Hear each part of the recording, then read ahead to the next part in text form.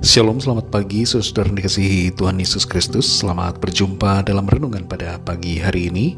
Doa dan harapan saya saudara semua ada dalam keadaan yang baik, sehat, penuh sukacita, dan berlimpah berkat Tuhan. Sebelum kita mendengarkan renungan firman Tuhan, mari sama-sama kita berdoa. Bapa kami yang di sorga, Bapa dalam nama Tuhan Yesus Kristus, Bapa yang sungguh sangat baik, Tuhan dan Allah yang kudus dan benar, kami mengucap syukur untuk pagi hari ini. Kembali kami boleh bangun dengan kekuatan, kesehatan dan berkat kebaikan Tuhan. Keberadaan kami pada saat ini, kami percaya ada maksud dan rencana Tuhan yang baik. Dan kami mau jalani dengan memuliakan nama Tuhan. Pada saat ini kami mau mendengarkan sabda firman-Mu. Urapi kami ya Bapa, agar kami mengerti akan kehendak-Mu. Dalam nama Tuhan Yesus kami berdoa. Haleluya. Amin. Saudara yang dikasihi Tuhan, pembacaan Alkitab kita pada saat ini terdapat dalam 2 Petrus pasal yang kedua. Saudara dapat membacanya secara pribadi setelah mendengarkan renungan ini. Saya akan membaca 2 Petrus 2 ayat 7-9. Tertulis demikian. Tetapi ia menyelamatkan Lot, orang yang benar, yang terus-menerus menderita oleh cara hidup orang-orang yang tak mengenal hukum dan yang hanya mengikuti hawa nafsu mereka saja. Sebab orang benar ini tinggal di tengah-tengah mereka dan setiap hari melihat dan mendengar perbuatan-perbuatan mereka yang jahat itu, sehingga jiwanya yang benar itu tersiksa. Maka nyata bahwa Tuhan tahu menyelamatkan orang-orang saleh dari pencobaan dan tahu menyimpan orang-orang jahat untuk disiksa pada hari penghakiman. Saudara yang dikasihi Tuhan, di dunia ini kita mungkin mempertanyakan mengapa sepertinya tidak ada perbedaan antara orang yang percaya dengan orang yang tidak percaya kepada Tuhan Yesus. Dan mengapa keadaan orang yang tidak percaya sepertinya baik-baik saja, bahkan mungkin kelihatan lebih baik daripada diri kita. Terhadap pertanyaan ini, firman Tuhan dalam ayat ini berkata bahwa Tuhan tahu menyelamatkan orang-orang yang benar. Dia mengenal siapa saja yang percaya kepadanya, dan Dia menyelamatkan mereka pada hari penghakiman. Tuhan menyelamatkan setiap orang yang hidup dalam kesalehan, hidup dalam iman dan kesetiaan kepadanya. Lot dan keluarganya adalah minoritas di tengah masyarakat kota Sodom yang hidup dalam ketidakbenaran. Dikatakan di ayat yang ke-8 bahwa jiwanya yang benar tersiksa karena melihat perbuatan-perbuatan jahat yang dilakukan orang-orang di Sodom.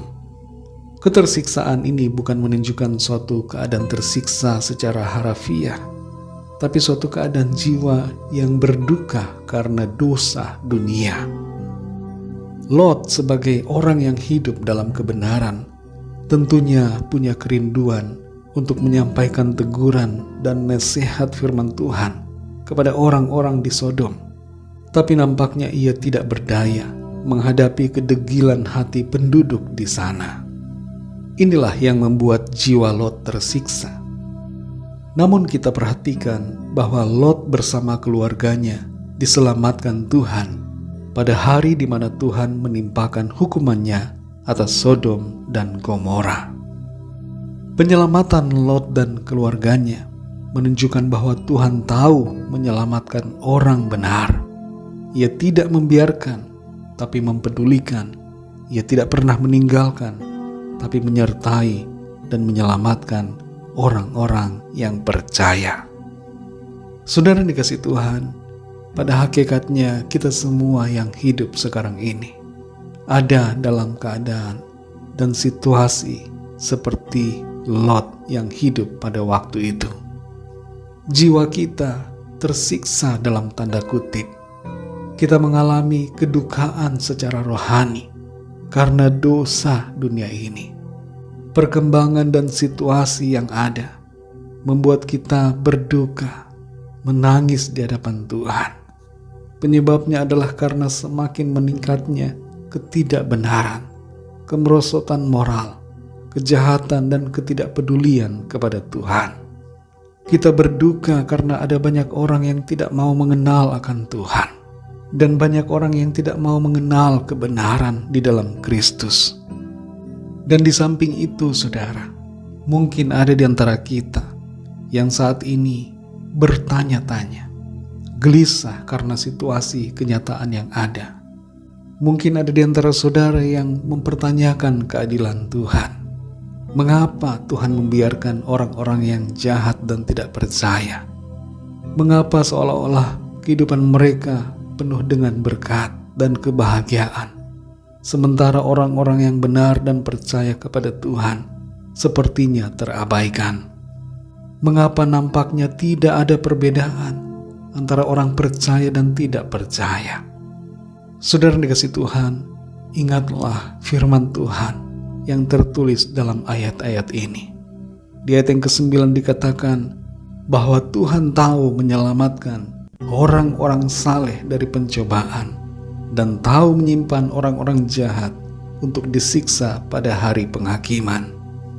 Jadi jelas di sini, saudara, akan ada perbedaan antara orang benar dan tidak benar. Saudara dan saya dibela dan diselamatkan Tuhan.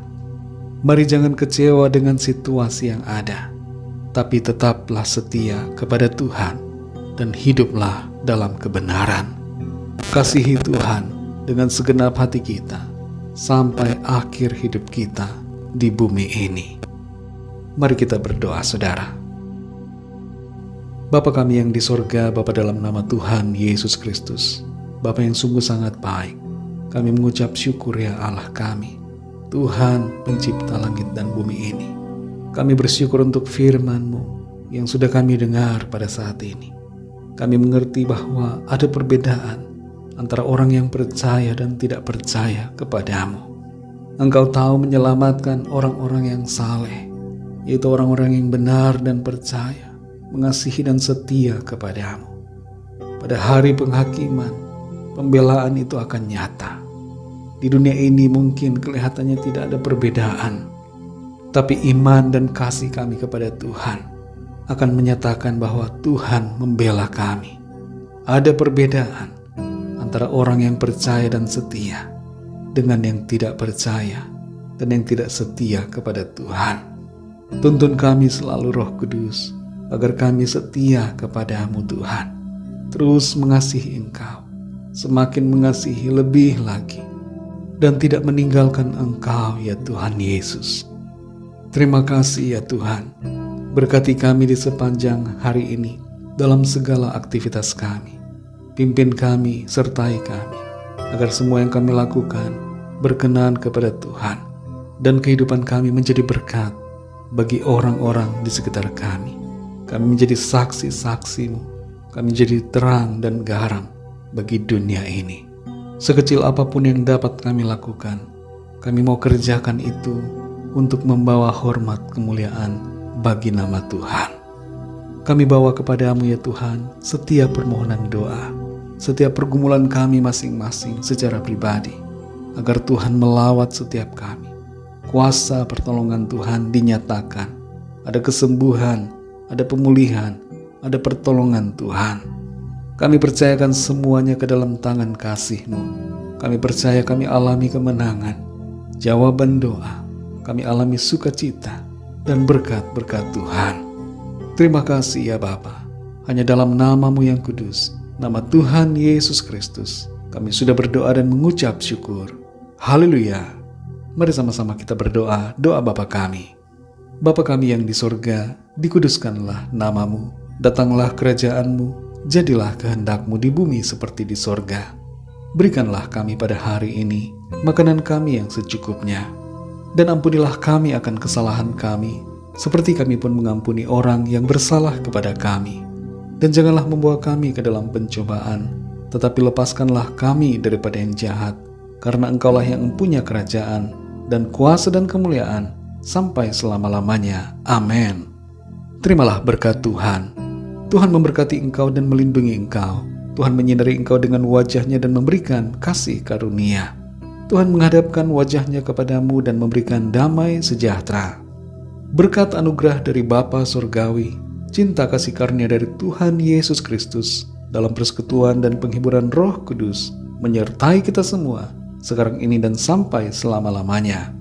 Dalam berkat nama Tuhan Yesus Kristus. Haleluya. Amin. Puji Tuhan, saudara dikasihi Tuhan, saya percaya firman Tuhan menjadi berkat dan kekuatan buat saudara semua, dan Roh Kudus akan menolong saudara untuk lebih lagi memahami kebenaran firman Tuhan.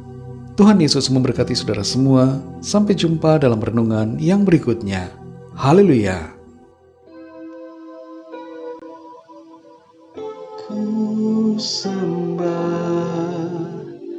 Kau Tuhan sepanjang umur hidupku, sepanjang umur hidupku.